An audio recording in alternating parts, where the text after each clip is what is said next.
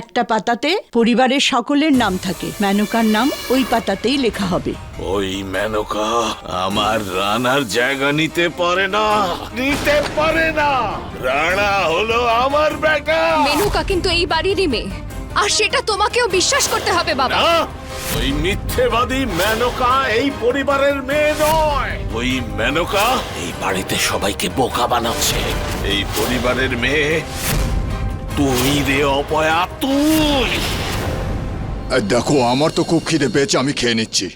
মামা, আমি দিয়ে দিচ্ছি। 1 মিনিট, আমরা তোমার হাতে কোনো খাবার খাবো না। কিন্তু কাল অবধি তো আপনার কোনো অসুবিধে ছিল না। কাল অবধি তুমি এই বাড়ির বউ ছিলে, কিন্তু আজ তো রানাই এ বাড়ির ছেলে নয়, তাহলে তুমি এ বাড়ির বউ হবে কি করে? আর মা তো তোমাকে এ বাড়ির মেয়ে হিসেবে মানতে অস্বীকার করেছেন। মামি, ব্যাস, আমি নই তোমার মামি, আর ও তোমার মামা নয়, বুঝেছো? আর তুমিও আমাদের এই বাড়ির কেউ নও। তুমি এভাবে বুঝবে না, না? দাঁড়াও, এক্ষুনি মজা দেখাচ্ছি। চলো চলো এখান থেকে।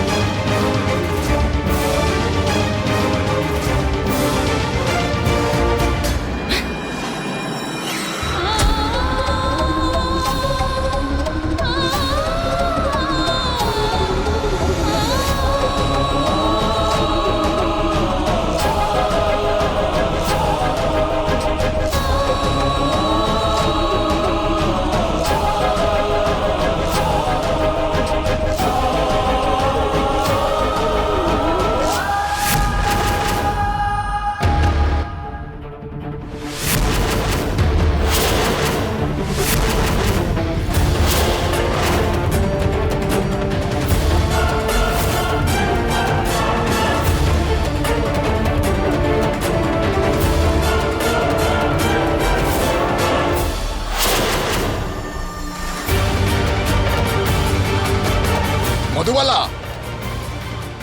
ভয় পাচ্ছ কেন তুমি? হ্যাঁ, কেন ভয় পাচ্ছ? লক্ষণের মা এখন আর ও এই ঘরের ছেলে নয় যে যা মনে হয় তাই করবে। কিন্তু আপদ এই বাড়ির মেয়ে।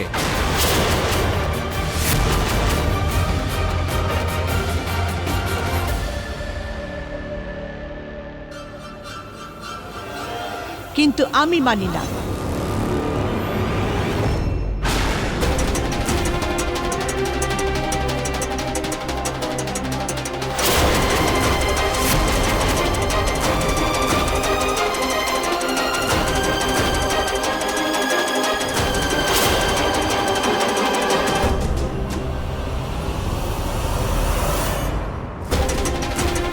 আর যদি আমি তোমাকে প্রমাণ দেখাই তাহলে হিরোইন?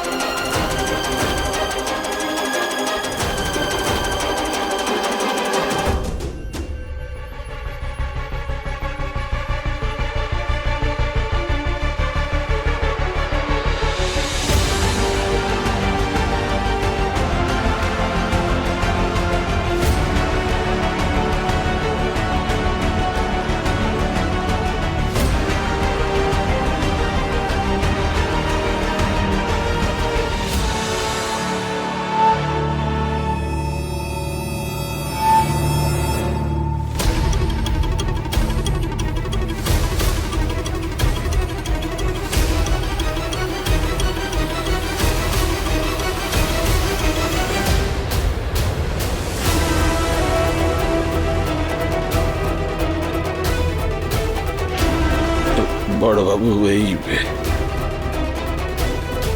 এই হলো হাসপাতালের কাগজ। এগুলো দেখলে আপনি বুঝে যাবেন যে সত্যিটা কি।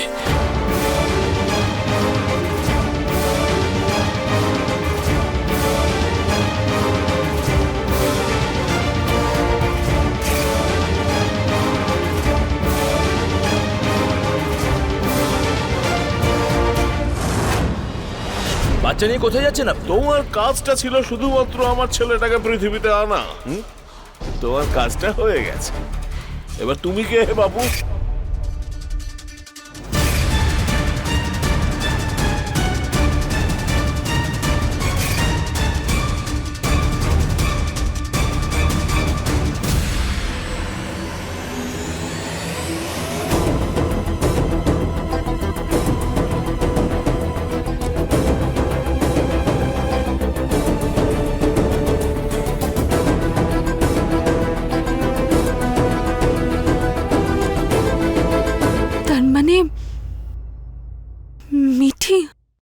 আমার মেয়ে?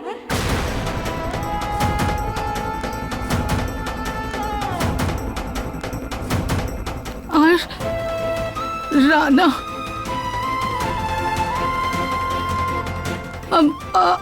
আমার ছেলে।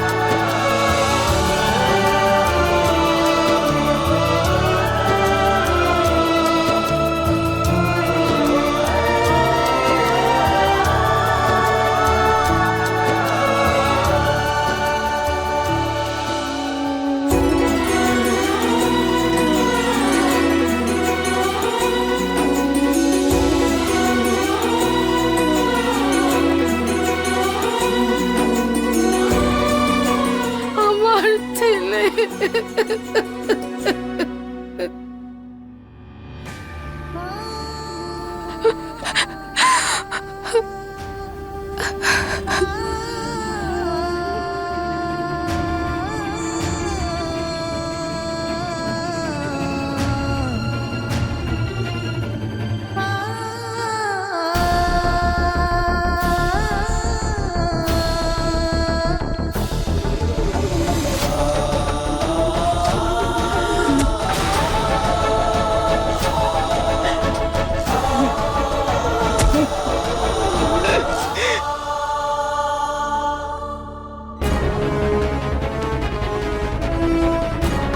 মিথ্যেবাদী, শয়তান, বিশ্বাসঘাতক!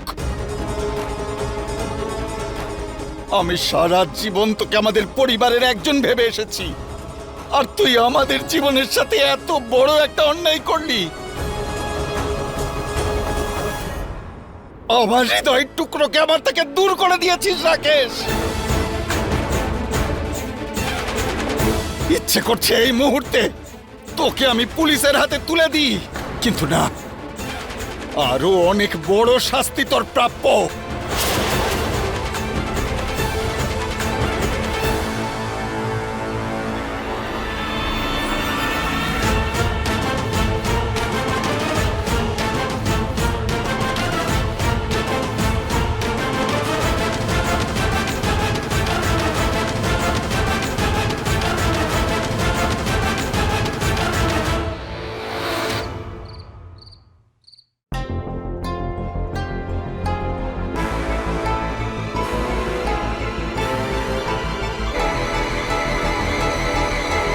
ওই একটু চা খেতে মন হচ্ছে, খাওয়াবে?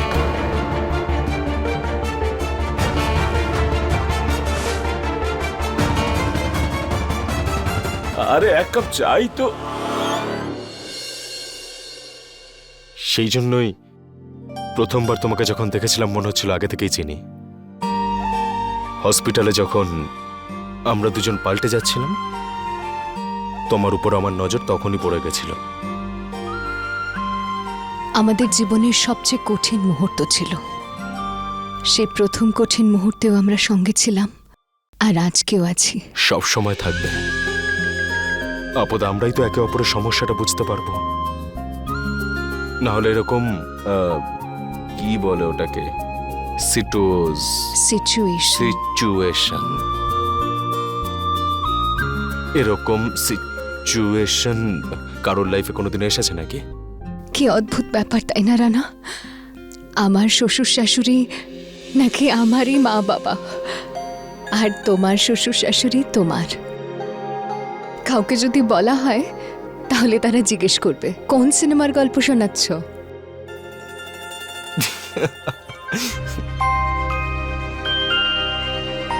আমাদের জীবন তছনছ হয়ে গেল, কিন্তু আমরা এখনো ভেঙে পড়িনি। তুমি পাশে আছো না, সেই জন্য। তুমি এখনো হেসে যাচ্ছ? না আপদ, কোনোদিনও আমার হাত ছেড়ে দিও না, প্লিজ।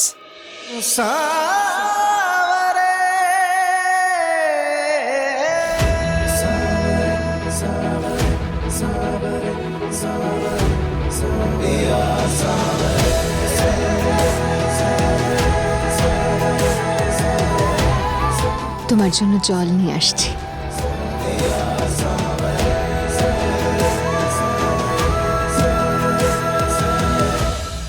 আমি বাড়ির কাজে একটু বিজি ছিলাম কুমার, কিন্তু অ্যাসাইনমেন্ট দেখতে একটু পরেই আমি পৌঁছচ্ছি। ওকে।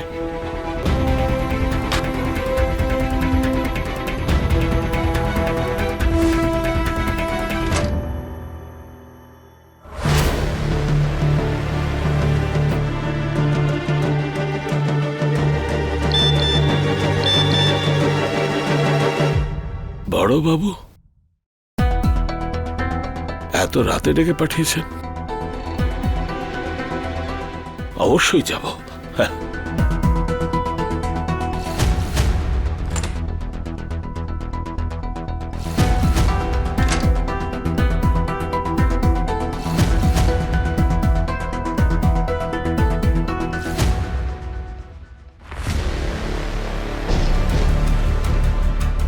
আমি আমার কাজ করে দিয়েছি, বাকি মেনকা সামলে নেবে।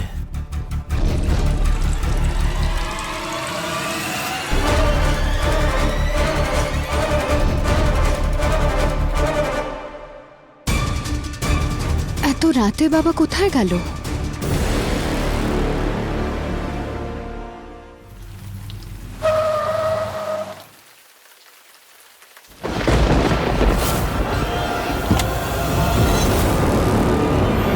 আরে বড় বাবু। রাকেশ, তুমি এখানে এখানে কি করছো? বড় বাবু, আপনি তো আমায় ডেকে পাঠিয়েছেন, আমাকে মেসেজ করেছেন আপনি। আমার? হ্যাঁ।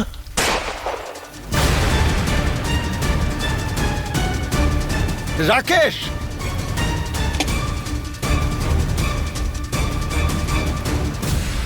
রাকেশ!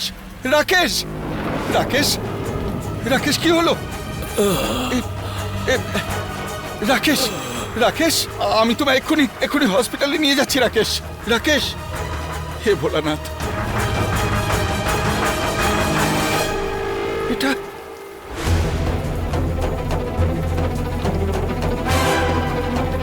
আরে কি হয়েছে? আরে কি হয়েছে? কি করে হলো? আরে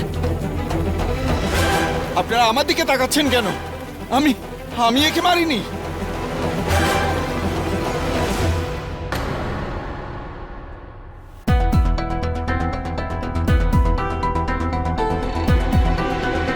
কি হলো আপদ?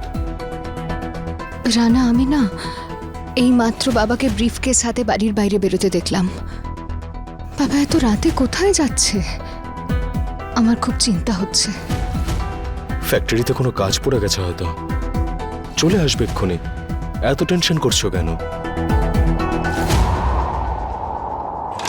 রানা, রানা, কোনো নতুন বিপদ আসতে চলেছে নাকি? এখন আবার কোন ঝড় উঠতে চলেছে রানা? যত ঝড়ঝাপটা আসার ছিল এসে গেছে। চলো গিয়ে টিভি দেখি। এসো। আরে কেউ একজন অ্যাম্বুলেন্সে ফোন করো তাড়াতাড়ি। আরে নিজেই তো গুলি মেরেছো, এখন আবার অ্যাম্বুলেন্স ডাকতে বলছো? আরে বারবার বলছি আমি গুলি করিনি। এই তো মারলো, মেরেছে, ওই মেরে গেছে ওর হাতে। এই বন্দুকটা নিয়ে তুমি মিথ্যে বলছো। একদম মিথ্যে বলছে। আরে এ তো বিজনেসম্যান সঞ্জয় ত্রিপাঠী, আর ওই ওর কাছে কাজ করতো। আরে কি বলছেন কি? হ্যাঁ হ্যাঁ, ওই মারলো। আমরা দেখেছি, পুরো মিডিয়াকে দেখে দেখানো উচিত। বড়টা বড় সভা উচিত, বড় লোকদের ফোন লাগাও।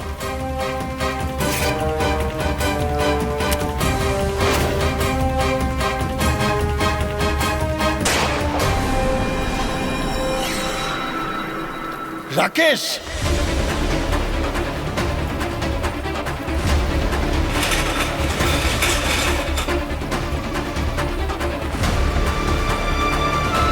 দারুণ ব্যাপার। আমি তো শুধু গুলি চালিয়েছিলাম, এখানে তো তীরটাও সঠিক লাগলো। এখানে বসো। হ্যাঁ, ব্যাপারটা হচ্ছে তোমার কথা জানি না, কিন্তু আমার না ডান্স করতে ইচ্ছে করছে।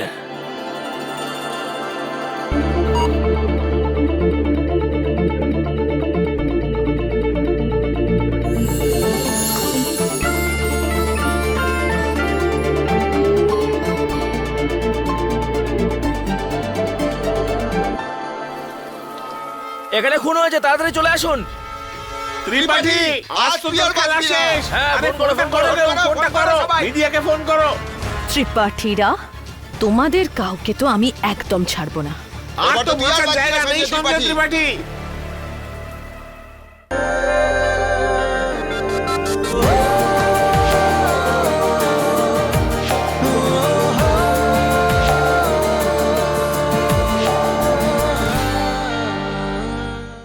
আমি হ্যাঁ, কিচ্ছু ওই করিনি, করেছে। বারবার বলছি আমরা আমি সবাই কিচ্ছু চলে করিনি। গেছি, তুমি বলছে। বিশ্বাস ওরাতেই করো, বন্দুক আমি দেখো। করিনি, আমি কিচ্ছু করিনি, আমি সত্যি একে মারিনি, আমি একে খুন করিনি। ও গুলিটা আমি চালাইনি, তুই চালিয়েছ। আমি বলছি আমি চালাইনি।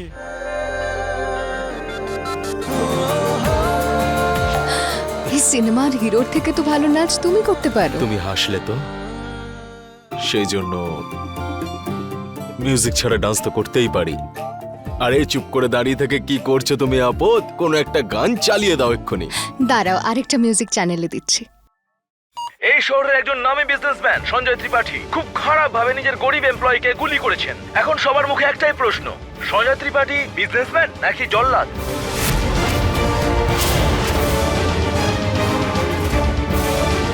বাবা!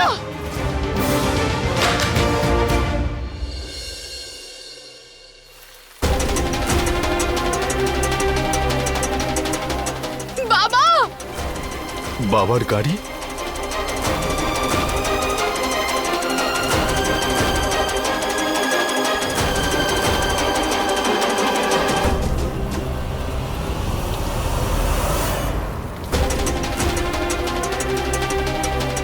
দাদা, আপনি কি কাউকে এখানে দেখেছেন? হ্যাঁ, এক্সকিউজ মি, এখানে একটু আগে একটা অ্যাক্সিডেন্ট হয়েছে। সবাই তাকে কোথায় নিয়ে গেছে? জানি না মা। এই বলছি, আপনি কি এখানে কাউকে দেখেছেন? এখানে একটা দুর্ঘটনা ঘটেছিল, তারপরে কোথায় হ্যাঁ গেল? হ্যাঁ দাদা, দেখেছি। এখানে অনেক ভিড় ছিল আর দুজন ছিল। দুজন ছিল? ওনারা আমাদেরই বাবা ছিলেন। সবাই ওনাদের কোথায় নিয়ে গেছেন? যার গুলি লেগেছিল তাকে হাসপাতালে পাঠানো হয়েছে আর অন্যজনকে থানায় নিয়ে গেছে। ঠিক আছে, ধন্যবাদ। আমার বাবার আমাকে প্রয়োজন, রানা। আর আমার বাবার আমাকে। খেয়াল রেখো নিজের। কিন্তু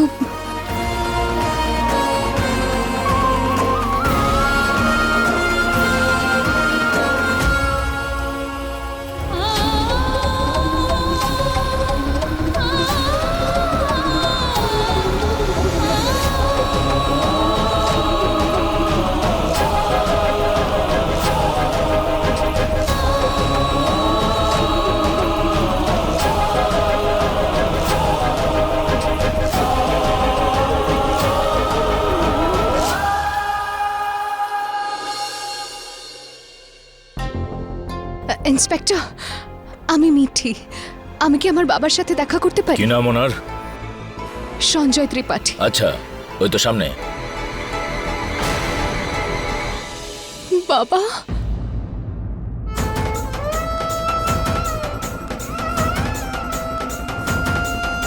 বাবা,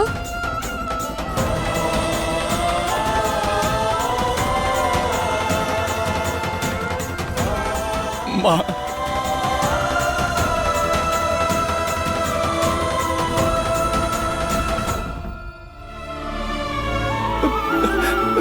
মা, রাকেশকে আমি গুলি করিনি রে মা। আমি নির্দোষ রে মা, আমি নির্দোষ। আপনি তো আমায় এইভাবে সাফাই দিয়ে আমাকে লজ্জায় ফেলে দিচ্ছেন বাবা।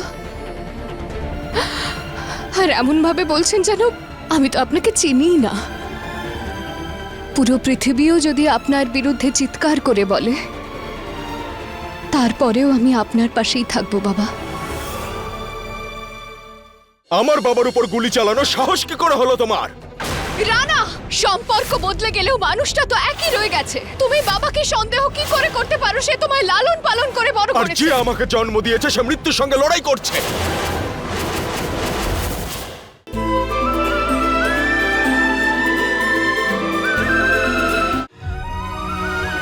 মেয়েরা তো এমনই হয়, কিন্তু কিন্তু এসব কি করে ঘটলো বাবা?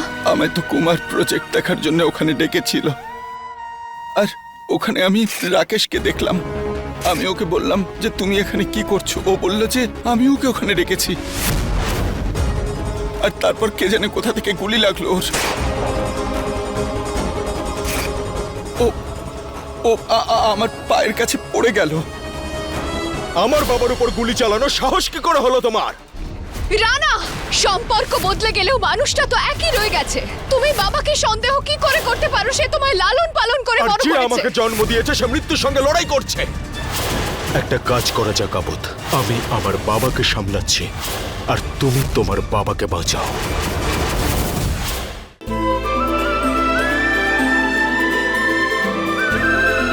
আমি নিচে বসে পড়লাম, তারপর কোথা থেকে যেন পাশে একটা বন্দুক এসে পড়লো।